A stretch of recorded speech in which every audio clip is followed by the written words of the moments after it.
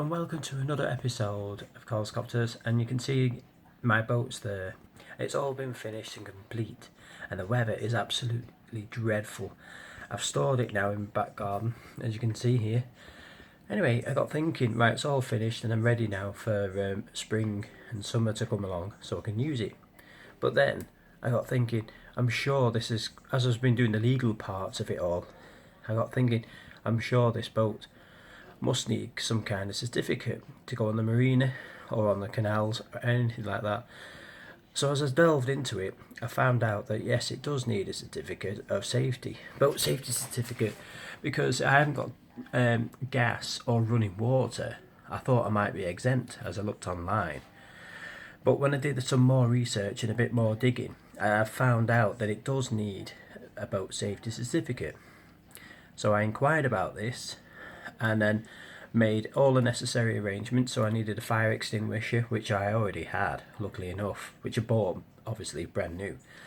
I got the fire extinguisher. The only modifications I did have to do, that when they wired up all the electrics, I had to put an isolator switch on, fit that in, which weren't a problem. It was pretty easy and straightforward to do.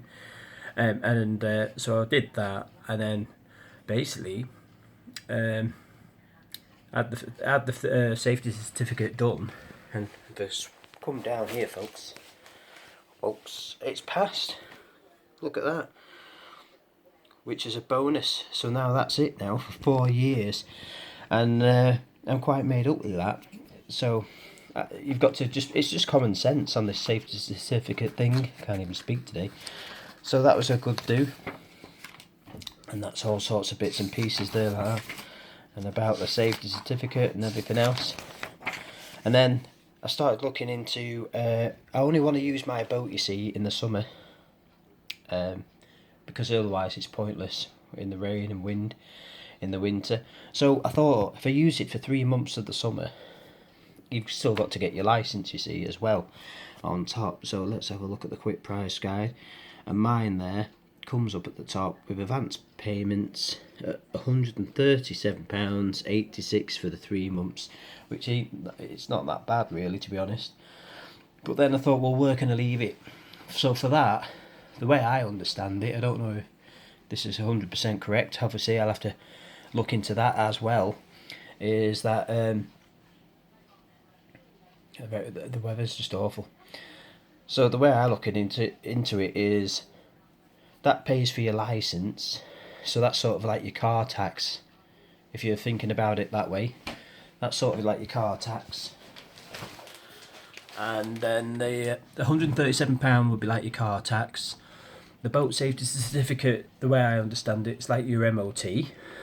And then to drive up and down or park, which I think, like in the marina, that's like your parking fees. So I've got in touch with a marina near me, so I just have to see how much that's going to cost me then to put the boat up there for 3 months.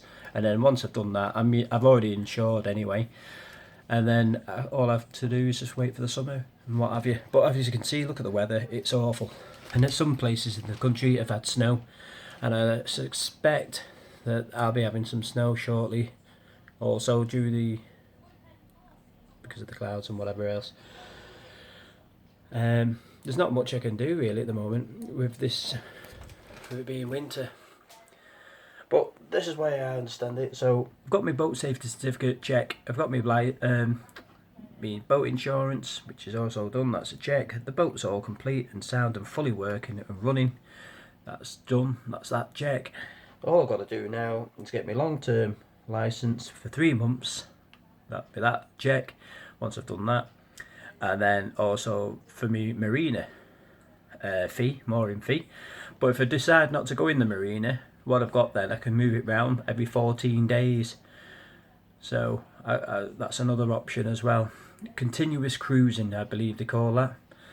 So anyway, thanks very much for watching. If I've got anything wrong, just give us a shout on the bottom on the comments page, and thanks for your input and everything, and thanks for watching.